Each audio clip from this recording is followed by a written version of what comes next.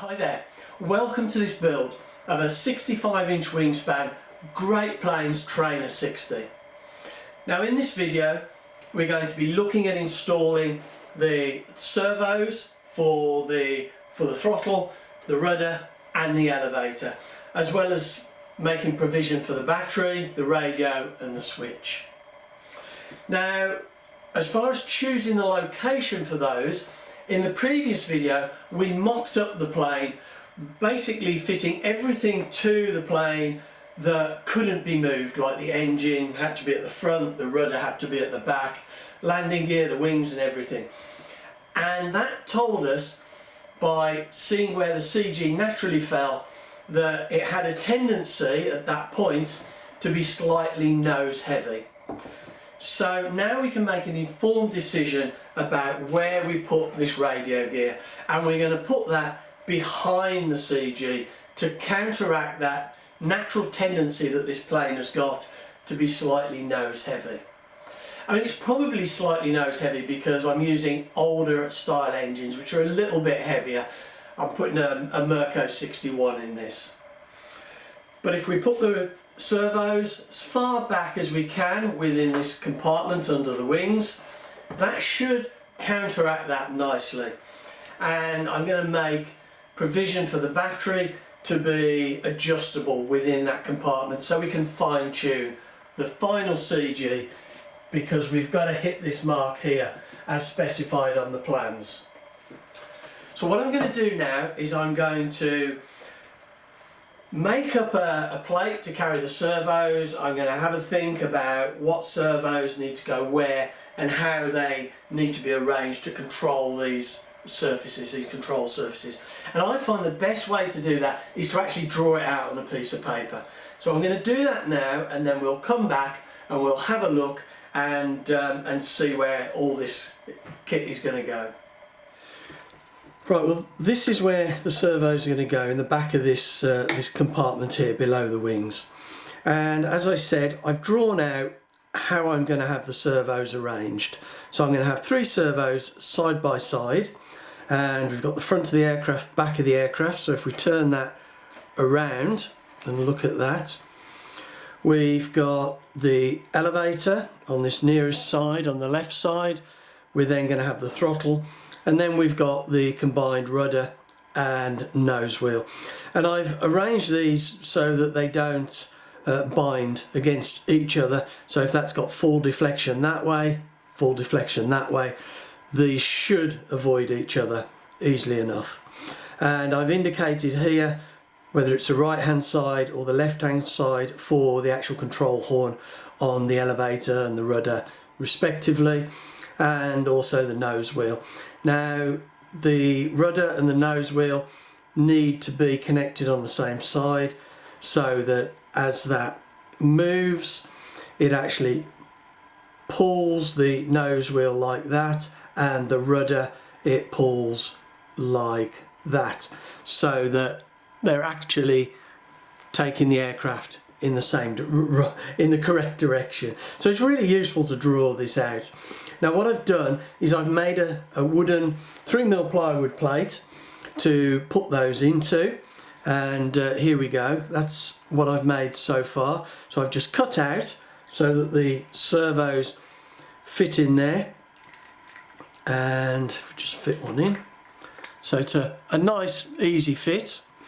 And on the underside I've put extra pieces of 3mm plywood, and those pieces are there just to give the screws some more purchase, so that they've got something to screw into. And you can see I've actually counter bored those, or pilot drilled them. So yeah, pilot drilled them where the screws are going to go, and that will prevent the wood from splitting as I screwed in. I always find that's a really good thing to do. And I've actually staggered these, so the throttle one is slightly further forward, just to give a little bit more clearance between these servo arms if we're on full throttle and full rudder. Now I've made this plate. It's nice and light, but it's quite strong. It's got some balsa bits on the side, and to fit that I'm just going to slide it into place. As I said, it's quite a tight fit. And there we go, that's just slides into place nicely now, and that's actually pretty secure. And what I'm going to do is I'm going to put in the servos, or at least one servo, and I'm going to make sure that I've got enough room underneath to allow the battery to slide right to the back of that compartment as well as up to the front. But I need to make sure that it's low enough, probably needs to go a little bit lower, to allow the snakes easy access down to the rear of the fuselage. And for controlling the surfaces from the servos, I'm going to use these control snakes. I get these from a company called Sleck in the UK, and if you have a look in the description below this video, I'll provide a link.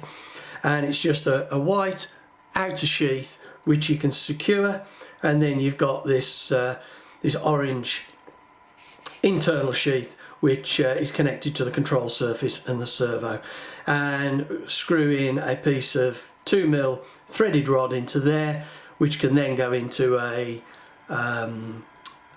ball joint or a Z-bend, and at that end we're going to have it into a clevis. So I'm going to be using these snakes, and if you saw in the previous videos, I've already put in the fittings for the snakes that go up front. I just haven't secured them yet, so that just goes in there like that, and I've left, there'll be plenty of room to get those connections. So what I'm going to do now is just take this out. This servo tray, I'm going to measure it or check it's in the right place. I've got the clearance underneath that I talked about for the battery. There's also, if I turn this around, if we can see at the back there, there's also enough clearance that I could stand the battery up at the back of this tray and in front of that cross former there, so that I could get all of the weight right back if I wanted, rather than having it flat on the floor of the fuselage. But we'll see how that sets up. But this is a good place, I think, for the servo tray, because it's as far back as we can get it while still having easy access to all the screws and nuts and bolts that we need. Now I think as far as the servo connections are concerned on the horns, I'm going to be using some of these ball joints, but we'll have a look at that and in a bit.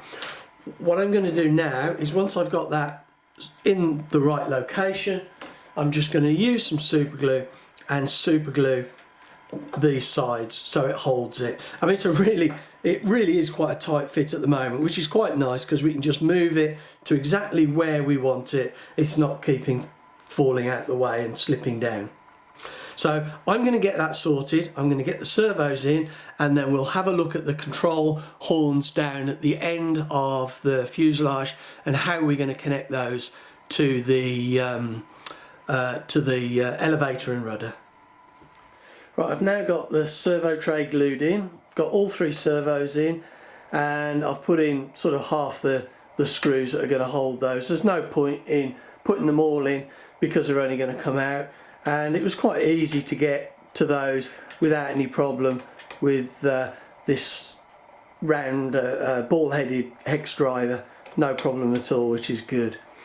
Now I've got those connected up, and you can see them in operation there, hopefully, and you can see there's no way these are going to catch, which is good because I've staggered the servos, plenty of gap.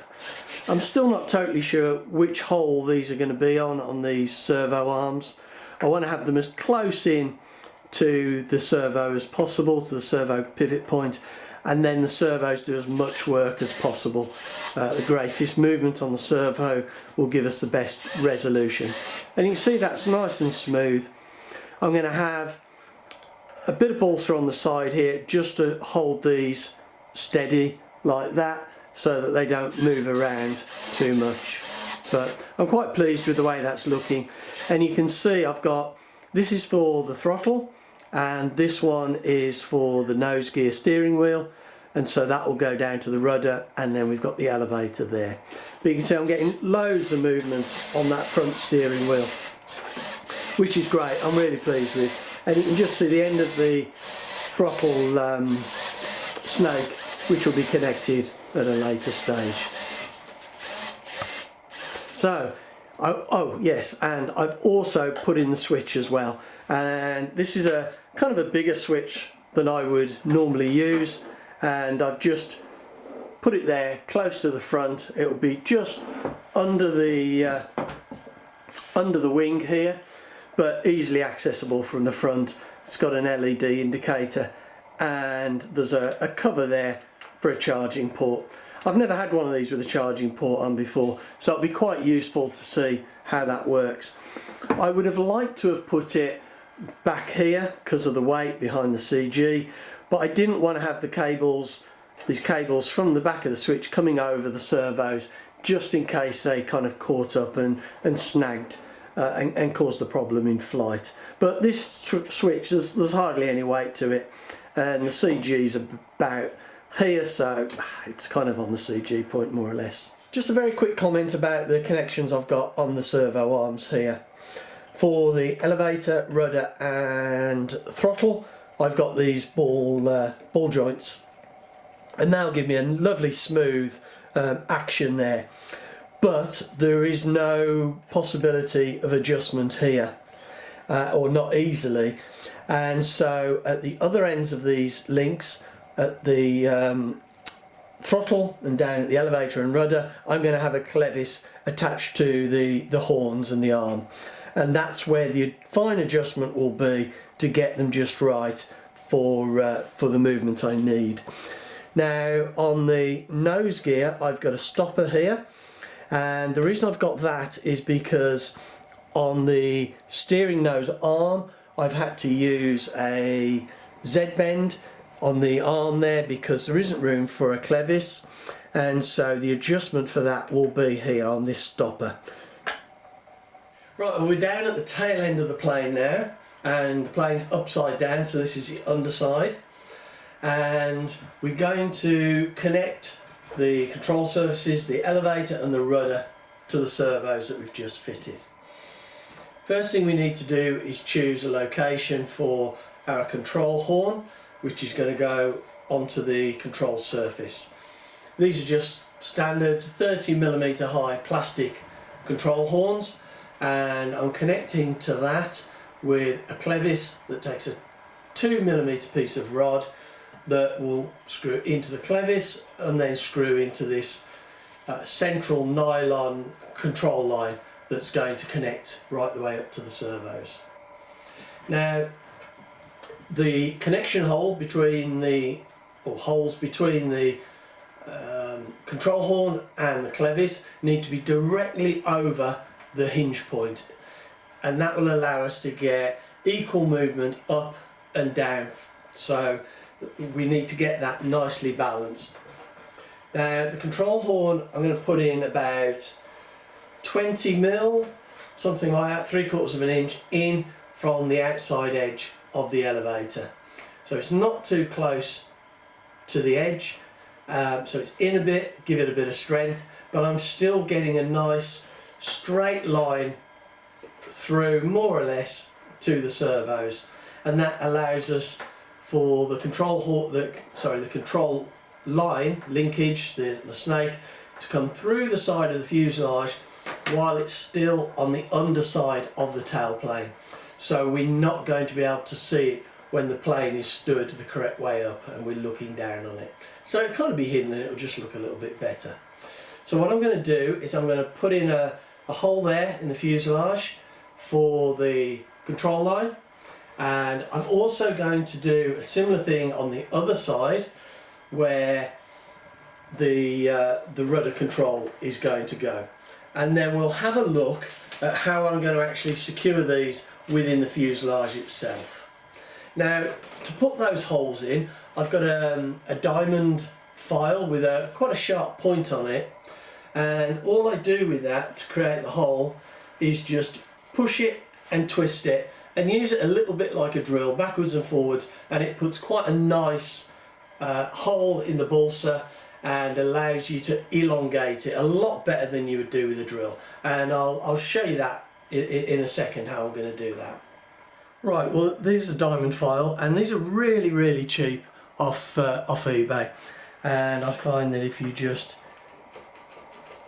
use them like a little bit of a drill, just twist them round, they do quite a nice smooth hole within a structure like this, within this Balsa. And then you can just angle it and you can file it, and before long you have a hole that's quite smooth that you can use to push your snake sheath through.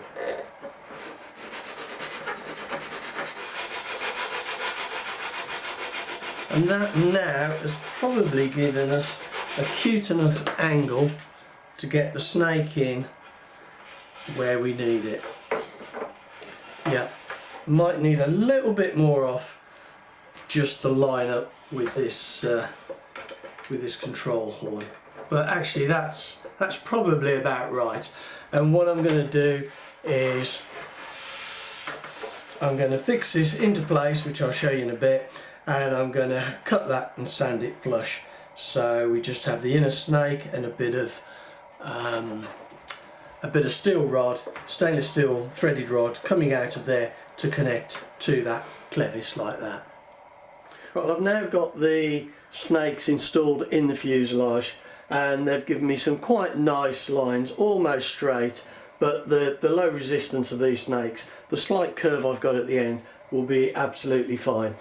And you can see I've put in a couple of supports here that hold the snakes in place, and I haven't actually glued them in place yet. I've put one support, and then I'm just putting a piece of balsa like that on top, and I'm going to epoxy these in place. And what I've actually done to make them glue better is, hopefully you can see, I've just wrapped a couple of winds of decorator's masking tape at the positions where I'm going to be doing the gluing, and that will allow the epoxy that I'm going to use to hold much better on those snakes. So I'm going to put epoxy on this cover, and I'll just put that into place, and that will glue. Same with this, and the same with these ends here. And once this is glued, I'll obviously take out the inner sheath, and I'm going to trim that. I'll use a scalpel, and I'm going to trim that flush with the side of the fuselage and then sand it, so that actually it's just, there's no blip or mound, it's just a lovely smooth opening at which the snake will come out of. Now at this end we can see that the last brace for these is back here in the fuselage, and this part of the outer sheath is quite free to move, and we turn it around. Well, no, I won't turn it around because you can't see very well from inside of the fuselage, that end. But by having these free floating here, it allows those outer sheaths to move, and that gives me a much smoother movement, because servos, as we know, they don't move linearly, they move throughout an arc as the arm goes forwards and backwards. And so there's a little bit of sidewards movement, and having these held back here allows for that sidewards movement and just gives a slightly better movement, less friction. I'll just couple the servos and I'll show you that. There we go, you can just see that little bit of sideways movement in the ends of those snakes, which just allows it to be a little bit smoother. Now I'm happy that those snakes are in the right place. I'm going to get those epoxied at the braces and here where they come out of the fuselage, and then I'll get that sanded up nice and flush. I've decided at this stage that I'm not going to put the control horns onto the elevator and the rudder just to test them, because I don't really see there's a point, because I'm quite happy that they line up nicely and it's going to be a nice smooth operation. and I mean, if I did put them on, I'd only have to take them off the cover. So I'll finally fit those, or fit those, once I've done the covering. So once I've epoxied that, the only thing left to do now on this fuselage is to get this underside sheeted in, and to do that I'm going to be using cross grain balsa. Be a lot easier to go that way, but a lot stronger if it's cross grain. So I'm going to be doing that, and as part of that, kind of a later idea I've had is to install a little bit of a hatch cover just right down at the tail, which will just be able to open up with a 3mm hex head bolt. And it won't add much weight actually doing that, but what it will do, it will allow me to add weight to the tail if necessary. Now, I've always said this plane is a little bit, it's a trainer, but it's a trainer and test stand for some of my older engines. And one of the older engines I want to put in this, once it's been running with the Merco in it, is an old Meteor, which is a bit heavier. So I may need to add just a few grams of weight to the tail. And the further I can get that weight down the end, the less it'll need to be. So I'm just going to give myself provision there. So if I want to in the future, it's easy to do. Now, so I said I've got the sheeting to do, and I've got that hatch, which I'll show you when it's done. And then the other thing I've got to do is just to fuel proof around inside the fuel tank bay and the engine bay. And I'm just going to use some 30-minute epoxy, thinned down a little bit with some alcohol. And if you want to see a more detailed video of that, have a look in the description below, and there'll be a link to a video showing how I do that. So I'm going to get on now and get this done, get it finished. Well, I now have the fuselage more or less finished. I say more or less because I still need to give it a really fine sanding just to make sure that it's ready for the covering, and just to check there's no dents or dings in it that just need a bit of attention. You can see I'm keeping it on a towel at the moment just to try and stop it sort of getting scratched and damaged. Now, I've done the fuel proofing in the engine, well, the fuel tank bay, and you can probably just see that's a little bit glossy in there. I haven't done the firewall properly yet and these cheeks, because I'm thinking of painting that black on the inside and then fuel proofing it. But I'm just testing a few things at the moment to make sure that it works okay and it doesn't go horribly wrong. But rest assured, I'll share that with you in the next video and show you what I've done. So I've got the servos out, and all of the snakes are glued in now, and I've got the sheeting on the other underside, like I said, cross grain. And if I just come around, you can see the snakes where they came out of the end. Hopefully you can see how I've smoothed those off now, so they're nice and flush, and the control wire or plastic snake and wire will come out of there to the horns. I've also put on that little bit of a chamber down there where I can put in some lead if necessary, if I put on one of my larger engines. If I put on a lighter engine, that's fine, I can move the battery way up front. But just having provision to put on a little bit of tail weight will be quite useful. I don't envisage putting much in, hopefully, but it's there anyway, and it's easy to do.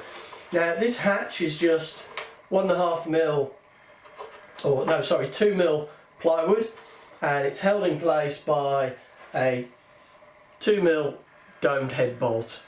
And there's the hatch. It's just got a little bit of a locking lug, and we can see, have a look in there, there's a little bit of a chamber where I can put some lead weight in and just pack that in with a bit of foam, and that just fits on there really nice and tight and secure.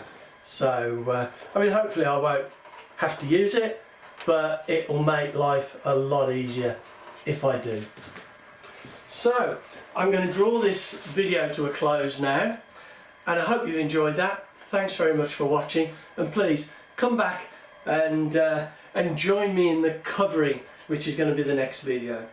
Not sure if it's going to be the wings or the fuselage first, and I still need to think about a design. I've got a few ideas, but I still got some thinking and planning to do. So thanks very much for watching.